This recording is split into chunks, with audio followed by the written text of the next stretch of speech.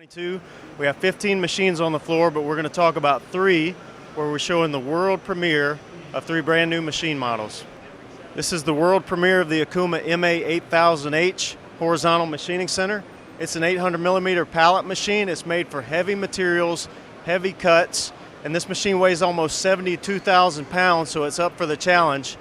It's a 10,000 RPM spindle with 60 horsepower and almost 500 foot-pounds of torque. We've designed this machine with chip control in mind. We expect you're going to make a lot of cuts and remove a lot of material.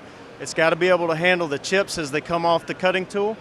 We've got shower coolant that is recessed behind the sheet metal inside the work envelope. That's less places for chips to hang up as opposed to exposed plumbing. It also has the brand new sludgeless tank.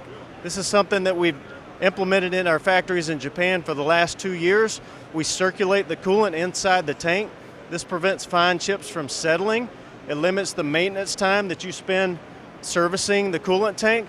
It also holds a tremendous part size. You can see that the dimensions are 55 x-axis travel, 47 inches in y-axis, and 53 in z.